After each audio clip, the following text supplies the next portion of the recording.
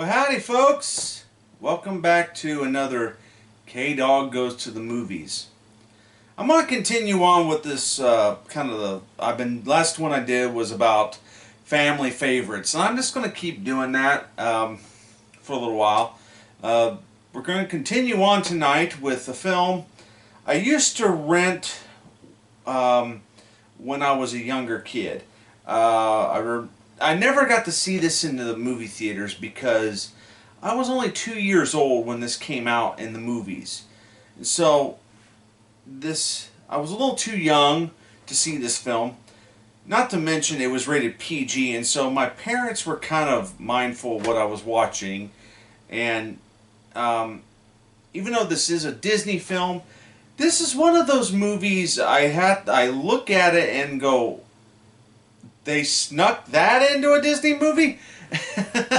Yeah, this one has a couple of swear words in it that you normally never would hear in a Disney film. But I'll explain the reason why at the end of the film. This film takes place in 1978 when an evening's adventure turns into a huge discovery. What film am I talking about? Of course, I'm not telling you too much. It is Disney's Flight of the Navigator, a film that came out in 1986. No big stars in this film. Well, at the time they were not big stars. There's a few people from television. A young unknown actor by the name of Joey Kramer plays the character of David. And unfortunately, Joey has not done anything recognizable since except rob a bank in Canada. And where he's doing at least some jail time up in Canada, where he's from originally. Some of the cast also includes Sarah Jessica Parker, who was a young teenager at the time. By this time, she had already starred in a film called Footloose. But other than that, she's also. But also, you have actors like Howard Hessman, famous from the TV shows WKRP in Cincinnati, and Head of the Class, which was going on at this time of in his career. But yeah, we're going to take a look at Flight of the Navigator from 1986, and this one really does date, folks. But it was a fun movie of the time, and I always enjoyed watching it. This was, I would have to say, this was Disney's take on something that was of E.T. and Star Wars, and so yeah, we're gonna pop in Flight of the Navigator. Now, for those of you who do not have the DVD, it is available on Disney Plus. If you have Disney Plus, fire up your Disney Plus, look up Flight of the Navigator.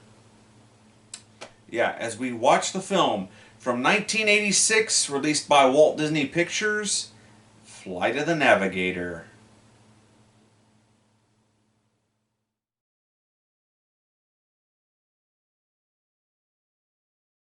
When you're just growing up, every day is a new discovery.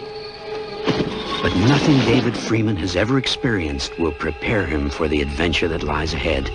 Sit down. I think there's been some sort of mistake. Your brain contains data necessary to get me and my friends home. I'm just a kid.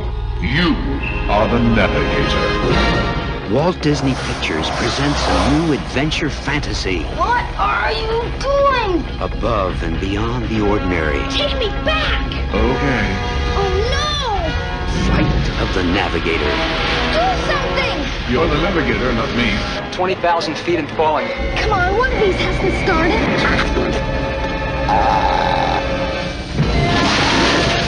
His mind is the key to an adventure on the most fantastic hot rod in the universe. A story of a spaceship. That flying saucer's first rate. Be cool, dudes. Of friendship. I'm gonna miss you. I'm going to miss you too. And an experience beyond imagination. Don't you want to take a turnpike? I'm the Navigator. Flight of the Navigator, Disney's new adventure fantasy.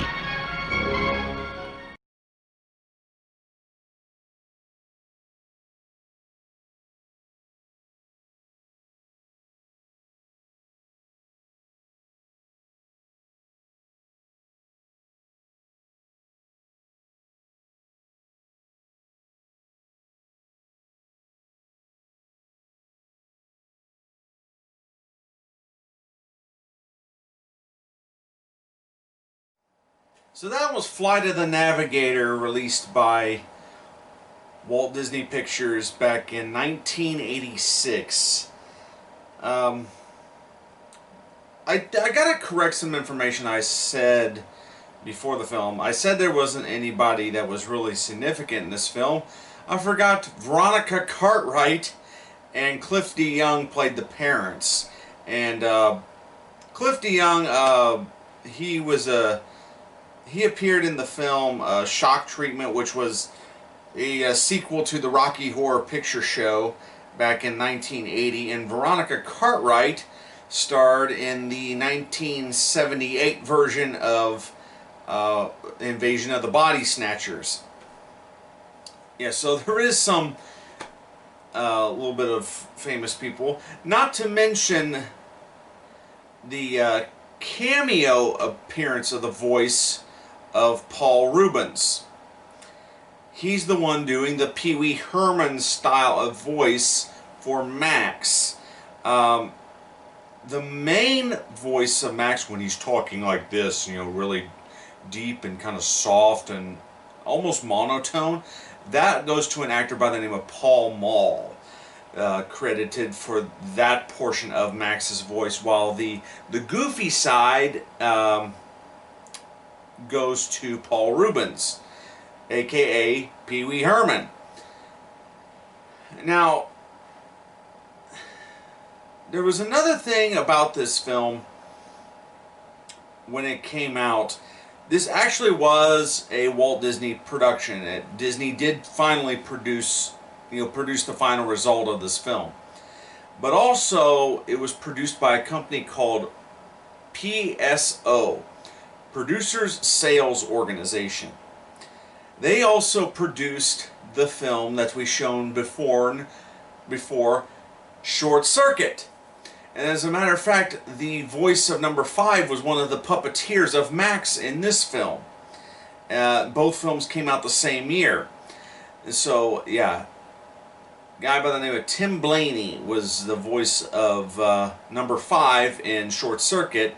Also puppeteered number 5 as well as Max in this film. But he didn't do the voice of Max. This film, my thoughts on this film, it really was a product of the 80s. Everything from the cars to the visual effects of the film. Now, the visual effects were quite top-notch for, being a film from 1986. It's some early CGI. It's a little crude, but there still is some CGI, as well as some optical effects, creating, with the helicopter shots of this depicting of the spaceship. Yes, that's helicopter shots, just sped up. But yeah, it's one of those films. When I was an earlier child, I rented quite a bit, not as much as some, but this was one that I watched quite a few times and enjoyed it every single time. And of course, it does drag a little bit at the beginning until the kid actually steps inside the spaceship and goes off in the adventure of cruising the entire planet. But yeah, I think this was kind of Disney's answer to E.T. Matter of fact, there is a reference to E.T.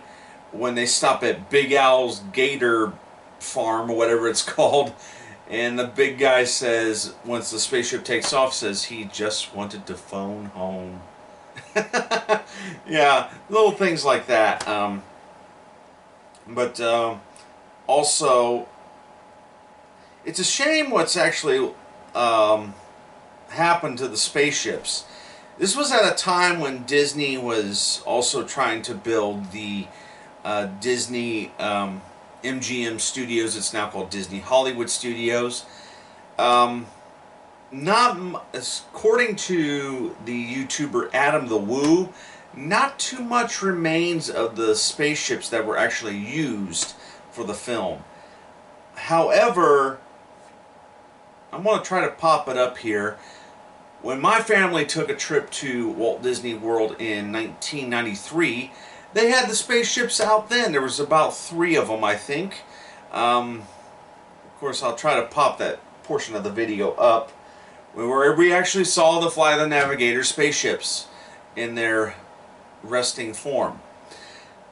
But the rest of the time, the spaceships were done by opticals and visual effects. Another thing about this, another piece of trivia about this film, is that it was directed by Randall Kleiser. I think that's how you pronounce his name. Yeah, Randall Kleiser. He also directed the movie Grease.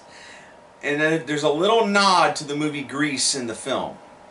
You know, being the first part taking place in 1978, when Grease came out, but also you can hear on the radio the song "The One That I Want" being played. Yeah, so there's a little nod to the movie Grease, and this is just a good 80s Disney flick. Again, it's one of those movies that surprisingly they let a few things slip in terms of language. They use the S word twice, what I counted. You never hear that word being used in a Disney film. You never do. But yeah, it's these. Sorry, that's my neighbor's car. There's a big car show going on around this area, and so he's got a classic car he shows. But anyway, this is just a great film, great fun film. Flight of the Navigator, again from 1986. That was tonight's movie, and so stay tuned for the next one. I have no idea what I'm going to show next. I probably will be showing another childhood favorite that I used to watch. So, from me to you, see you later.